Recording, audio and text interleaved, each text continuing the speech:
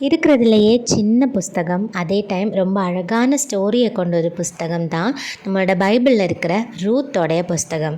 இப்போ நம்ம இன்றைக்கி ரூத்ன்றது யார், அவங்களோட ஸ்டோரி என்னன்னு தான் நம்ம டீட்டெயிலாக பார்க்க போகிறோம். ரூத் யாருன்னா அவங்க ஒரு மோவாபிய பெண். உபாகமம் 23:3 குறிப்பிட்டிருக்கு, மோவாபியர் 10 தலைமுறை வரைக்கும் தேவனுடைய சமூகத்தில் உட்படலாகாது அப்படின்னு குறிப்பிட்டிருக்கு. அந்த ஒரு சமூகத்தை சேர்ந்த பெண் தான் இந்த ரூத். பெத்லஹேம்லேருந்து பஞ்ச காரணமாக மோவாப் தேசத்துக்கு நகோமியும் எலிமெலேக்கும் அவங்களோட 2 மகன்களை கூட்டிட்டு குடும்பமாக இங்கே வந்துடுறாங்க தஞ்சம் புகுந்து. 2 மகன்களோட பேர் மக்லோனும் கிளியோனும். வந்த கொஞ்ச நாள்லயே எலிமெலேக்கு உடம்புக்கு முடியாமல் இறந்து போயிடுறாரு. விதவையான நகோமி தன்னோட 2 மகன்களையும் அழகாக வளர்த்து மொவாபிய பெண்களான 2 பெண்களுக்கே திருமணம் செய்து வைக்கிறாங்க.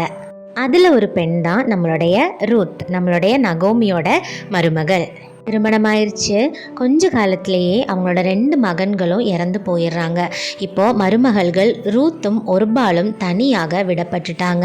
அவங்களுக்கு துணையாக யாருமே இல்லை. வயதான ஒரு விதவை மாமியார் மட்டும்தான் அவங்களுக்கு துணையாக இருக்காங்க.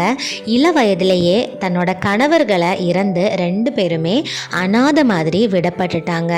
அவ்வளோதான், 3 பேருமே நடுவழியில் விடப்பட்டுட்டாங்க. யாருமே இல்லாத மாதிரி அனாதைகளாக 3 பேருமே விடப்பட்டுட்டாங்க.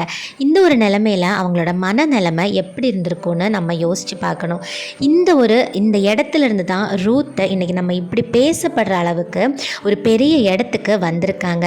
எப்படி வந்தாங்கன்னு நம்ம இந்த ஸ்டோரியில் பார்ப்போம். நகோமி தன்னோட 2 மருமகள்களையும் கூட்டிகிட்டு சொந்த ஊருக்கே போயிடலாம் அப்படின்னு டிசிஷன் எடுக்கிறாங்க. 2 பேரையும் கூட்டிகிட்டு பெத்லஹேமுக்கு போயிட்டுருக்காங்க. ஆனால் போகிற வழியிலேயே அவங்க மனசில் ஒரு அலட்டல். 2 மருமகள்களும் இவ்வளோ சின்ன வயசாக இருக்காங்களே, இப்போவே நம்ம இவங்கள நம்ம கூட கூட்டிகிட்டு போய் இவங்க வாழ்க்கை எதுக்கு இல்லாமல் பண்ணணும், அவங்க இன்னொரு கல்யாணம் பண்ணி சந்தோஷமாக வாழலாமே அப்படின்னு யோசிக்கிறாங்க. அதனால் போகிற வழியிலேயே 2 பேரையும் நிற்க வச்சு அவங்கள்ட்ட விஷயத்த சொல்கிறாங்க. நீங்கள் 2 பேருமே இன்னொரு கல்யாணம் பண்ணிவிட்டு வேறு வாழ்க்கை சந்தோஷமாக வாழலாமே, ஏன் கூட நீங்கள் வர வேண்டாம், நீங்கள் உங்கள் ஊருக்கே போயிடுங்க அப்படின்னு அட்வைஸ் பண்ணுறாங்க. 2 மருமகள்களும் நகோமியை கட்டி பிடிச்சி அழுதுட்டாங்க. இது சொல்லி முடித்ததுமே ஃபைனலி நம்மளோட ஓர்பால் இதுக்கு கன்வின்ஸ் ஆகிட்டு 2 பேர்கிட்டையும் சொல்லிட்டு கிளம்பிடுறாங்க. நம்மளுடைய நகோமியும் நம்மளுடைய ரூத்தும் சேர்ந்து பெத்லஹேமுக்கு ரீச் ஆயிட்டாங்க. இவங்க 2 பேருக்குமே யாருமே இல்லை ஹெல்ப் பண்ணுறதுக்கு. நடுவழியில் விதவைகளாக விடப்பட்ட 2 பேர். இப்போது நகோமிக்கும் ரூத்துக்குமான அந்த ஒரு ரிலேஷன்ஷிப் எப்படி ஸ்ட்ராங் ஆச்சுன்னா, நகோமி ரூத்துக்கிட்ட நிறைய விஷயங்கள் இஸ்ரவேலின் தேவனை பற்றி சொல்லி கொடுக்குறாங்க. மோவாபிய பெண்ணாக இருந்த அந்த ரூத் கடைசியில் இஸ்ரவேலின் தேவனை தன்னோட சொந்த தேவனாக ஏற்றுக்கொள்கிறாங்க. இப்போது சாப்பிட்றதுக்கு எதுவுமே இல்லை. இப்போ ரூத் என்ன பண்ணுறாங்கன்னா, வயலில் போய் மீதி சிந்துகிற தானியத்தை பொறுக்கிறாங்க. பொறுக்கி அதை சேர்த்துட்டு வந்து அதை வச்சு சாப்பிடுவோம் அப்படின்னு தீர்மானம் எடுக்கிறாங்க. இப்போது ரூத் இந்த தானியங்களை பொறுக்கிட்டு இருந்தது யாரோட வயல்னா, நகோமியோட நெருங்கின உறவினரான போவாஸ் என்பவருடைய வயலாக இருந்தது. இப்போது போவாஸ் கண்ணில் ரூத் மேலே ஒரு தயை வருது. ரூத்துக்கு தேவையான தண்ணி, அவளுக்கு தேவையான போஜனம் எல்லாமே கொடுக்கணும்னு சொல்லி வேலைக்காரர்களுக்கு கட்டளையும் அவர் இடுறாரு. நகோமி ரூத்துக்கிட்ட போவாஸை திருமணம் செய்ய சொல்கிறாங்க. அதுக்கும் கீழ்ப்படிந்து ரூத் கடைசியில் போவாஸை திருமணமும் செஞ்சுக்கிறாங்க. நமக்கு இந்த இடத்துல தோணலாம், அடேங்கப்பா எவ்வளோ நல்ல மனுஷன் இந்த போவாஸ், ரூத்தை திருமணம் செஞ்சுக்கிட்டாரு அப்படின்னு நம்ம நினைக்கலாம். ஆனால் உண்மையாலுமே போவாஸ் தான் ரொம்ப லக்கி.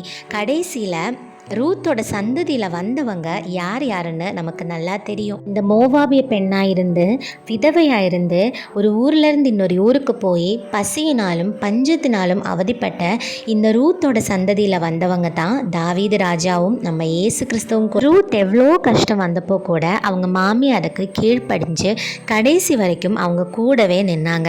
அவங்களுடைய தேவனை தன்னோட சொந்த தேவனாக ஏற்றுக்கொண்டாங்க. அதன் பலனாக தான் தேவன் அவங்கள இந்த அளவுக்கு ஆசீர்வதிச்சாரு. ஓர்பால மாதிரி பாதியிலே போயிருந்தாங்கன்னா ரூத் யாருன்னு நமக்கு யாருக்குமே தெரிஞ்சிருக்காது. ரூத்தை மாதிரி நம்மளோட வாழ்க்கையில் நம்ம நிறைய விஷயங்களை ரூத்துக்கிட்ட இருந்து கற்றுக்கணும். ஒன்று, கீழ்ப்படிதல்.